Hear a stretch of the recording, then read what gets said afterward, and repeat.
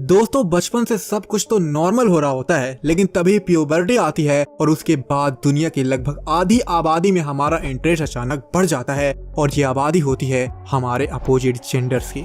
Biological और psychological level पर अचानक आए बदलाव दुनिया को देखने का हमारा नजरिया ही बिल्कुल बदल देता है। अपने अपोजिट जेंडर के प्रति हम एक अजीब अट्रैक्शन फील करने लगते हैं और जाने अनजाने हमारा ध्यान उनकी तरफ ही चला जाता है। उन्हें इम्प्रेस करने की कोशिश करना, उनकी अट्रैक्टिवनेस को देखकर उन पर मोहित हो जाना।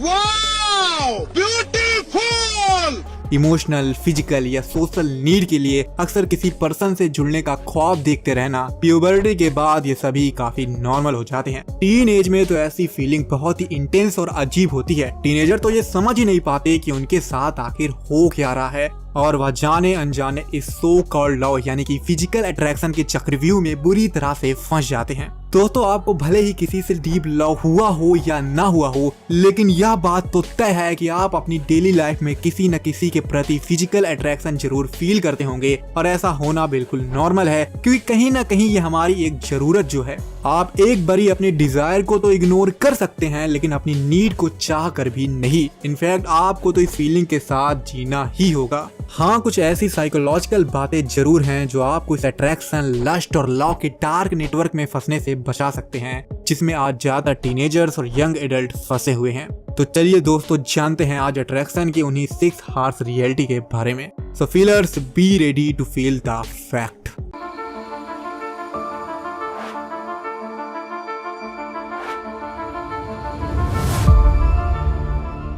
Number 1, understand the science of love. दोस्तों प्यूबर्टी यानी कि 12 से 14 साल की उम्र में हमारे अंदर कुछ ऐसे केमिकल बदलाव होने लगते हैं जो हमें इमोशनल और सेक्सुअल डिजायर से भर देते हैं। जैसे कि लड़कों में टेस्टोस्टेरोन और लड़कियों में एस्ट्रोजन जैसे सेक्सुअल हार्मोन बहुत तेजी से बढ़ने लग जाते हैं। और इसी की देन है कि आप में अपने से अपोजिट जेंडर के लोगों से इंटीमेट होने की डिजायर भी काफी बढ़ जाती है। ये तो बात रही उस चाहत की जिस पर काफी हद तक हमारा कंट्रोल है, लेकिन उस अट्रैक्शन का क्या जो किसी अट्रैक्टिव व्यक्ति को देखकर अपने आप ही उत्पन्न हो जाता है। और इतना ही नहीं, उस व्यक्ति को देखने मात्र से ही जो मजा या सुकून की हमें अनुभूति होती है उसका तो कोई जवाब ही नहीं। दरअसल इसके पीछे हमारे दिमाग में रिलीज हो रहे डोपामिन और नोरोपाइनफ्रिन जैसे केमिकल जिम्मेदार होते हैं। इन्हीं केमिकल्स की देन है कि लव बिल्कुल कोकीन की तरह एडिक्टिव हो जाता है। और एक बार अगर आप किसी से प्यार कर लिए तो काफी हद तक आपको उस इंसान का नशा हो जाएगा। इसमें आपकी भूख और नींद छिन सकती है। आप अपने क्रश के सामने अजीब हरकतें करने लग जाते हैं। इनफैक्ट आप में एक्साइटमेंट की कोई कमी ही नहीं होती।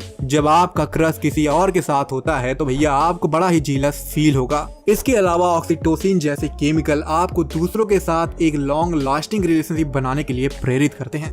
और दोस्तों कुछ ऐसे ही पूरे लव की साइंस काम करती है। हमें लगता है कि सारा खेल दिल का है, लेकिन असली खिलाड़ी तो हमारा दिमाग होता है। और यही वो कारण है कि ब्रेकअप या रिजेक्शन मिलने पे हम काफी डिप्रेस हो जाते हैं। आपका काम बस यहाँ इतना है कि अपने अंदर रिलीज हो रहे इन केमिकल्स का गुलाम खुद को ना बनने देना और फैंटेसी की दुनिया से बाहर निकल के रियलिटी को देखना। Number 2, understand your attachment style. दोस्तों जब आप किसी व्यक्ति से जुड़ते हैं तो आप दोनों के लगाव को डिसाइड करता है आपका अपना अटैचमेंट स्टाइल। यानी कि बचपन से लेकर आज तक आपका अटैचमेंट आपके पेरेंट्स या फैमिली मेंबर के साथ कैसा है। बहुत से बच्चों का रिलेशन अपने माता पिता के साथ बिल्कुल सही होता है। ये अपने पेरेंट्स की फीलिंग समझते हैं और इनके पेरेंट्स इनकी।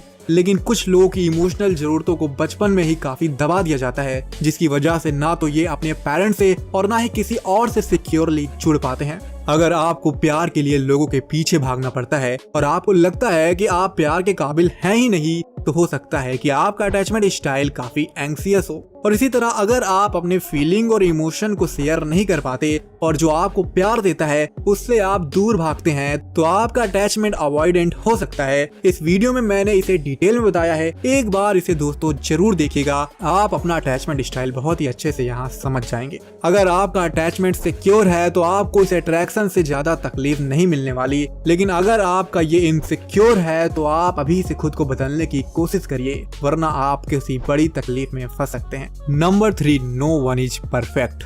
दोस्तों जब हम किसी से अट्रैक्ट होते हैं तो ऑक्सीटोसिन जैसे केमिकल हमें सिर्फ उस व्यक्ति की पॉजिटिव क्वालिटी देखने पर मजबूर करते हैं। फर्क नहीं पड़ता कि सामने वाले के अंदर कितनी कमियां हैं, प्यार में पड़ते ही हमें सिर्फ उनकी अच्छाइयां ही नजर आती हैं और धीरे धीरे हमारा दिमाग ये वहम पाल लेता है कि वह इंसान, हाँ सिर्फ वही इंसान मेरे लिए परफेक्ट है, इससे बेहतर तो कोई और मुझे मिल ही नहीं सकता। आपकी ऐसी सोच आपको उस व्यक्ति के पीछे भागने पर मजबूर कर देती है और अगर आप उस इंसान को पा भी लेते हैं तो उसकी डार्क क्वालिटीज जिससे अभी तक आप अनजान हैं, वे आपकी लाइफ को तकलीफों से भर सकते हैं। हालांकि दोस्तों, अट्रैक्शन भले ही आपके कंट्रोल में ना हो, लेकिन किसी से जुड़ना पूरी तरह से आपके कंट्रोल में है। इसलिए आपको जब भी ऐसा लगे कि कोई व्यक्ति आपके लिए परफेक्ट या बेस्ट है तो समझ जाइए कुछ तो गड़बड़ है। हाँ, अगर आप किसी की कमियों को भी एक्सेप्ट करने के लिए तैयार हैं तब ठीक है, आप अपनी जिम्मेदारी पे आगे बढ़ सकते हैं। Number 4, love don't happen for just one time. दोस्तों, टीन एज में एक बिलीव बड़ा ही कॉमन होता है कि सच्चा प्यार भैया एक ही बार मिलता है, इसलिए अगर गलती से भी तुम्हें एक बार प्यार हो गया है तो उसे किसी भी कीमत पे अपने हाथ से जाने ना दो। और अगर वह व्यक्ति चला गया तो फिर भूल जाओ कि दोबारा तुम्हें किसी से प्यार होगा या किसी को तुमसे होगा। हालांकि ऐसी सोच काफी हद तक गलत है क्योंकि अट्रैक्शन सिर्फ एक बार नहीं होता। अभी तो कई लोग आपकी लाइफ में आएंगे और जाएंगे, उनमें से कुछ लोगों को आपसे प्यार होगा और कुछ लोगों से आपको। इसलिए यदि अभी कोई व्यक्ति आपको एक्सेप्ट नहीं कर रहा या वो आपकी लाइफ में कोई भी पॉजिटिव वैल्यू ऐड नहीं कर पा रहा तो उसके पीछे भागते रहना सिर्फ और सिर्फ अज्ञानता है। आप बस अपनी लाइफ में खुश रहिए। अगर आपको कोई व्यक्ति पसंद आता है और आप दोनों को एक दूसरे की वाकई में जरूरत है तो फिर धीरे धीरे अपनी फीलिंग को व्यक्त करिए। अगर सामने वाले का हाँ है तो अच्छा है और अगर नहीं है तो ऐसा सोचिए कि आपकी एक बस छूट गई है, इसलिए उसका पीछा करने से अच्छा है आप किसी दूसरी बस का इंतजार करें। और वैसे भी दोस्तों, यही तो लाइफ है। Number 5, set your priority.